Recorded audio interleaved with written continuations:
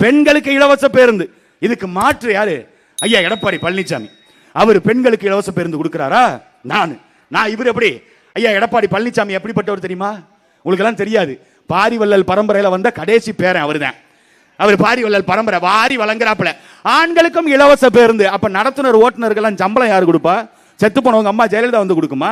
இல்ல செத்து போன எம்ஜிஆர் வந்து கொடுப்பாரா? யாரு கொடுப்பா சம்பளம்? ஏற்கனவே 1 லட்சம் கோடி நஷ்டத்துல ஓடிக்கிட்டு இருக்கு போக்குவரத்து துறை. சம்பளம் கொடுக்க காசு இல்ல. அரசு கிட்ட காசு இல்லாம உலக வங்கிட்ட கடன் வாங்குற.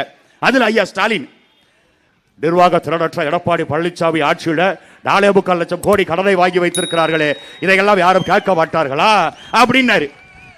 ஐயா 1967 அண்ணா காலத்துல இருந்து வாங்கின கடன், 50 வருஷமா வாங்கின கடனே 4.25 லட்சம் கோடி. நீங்க வைந்த ஆட்சிக்கு வந்த இந்த 5 ஆண்டு காலத்துல 6 லட்சம் கோடி வாங்கி இருக்கீங்க. இப்ப தமிழ்நாட்டினுடைய கடன் தொகை எவ்வளவு தெரியுமா? 10.25 லட்சம் கோடி. இப்ப நாம என்ன கேட்கிறோம்? பெரும் மதிப்பிற்கும் மரியாதைக்கும் உரிய முத்துவேல் கருணாநிதி ஸ்டாலின் அவர்களே, எடப்பாடி நிர்வாக திறனற்று 4.25 லட்சம் கோடி கடனை வாங்கி விட்டார். நீங்கள் 6 லட்சம் கோடி வாங்கி விட்டீர்கள். உங்களுக்கு நிர்வாகம் மயிர புடுங்க தெரியுதா? பதில் சொல்லுங்க.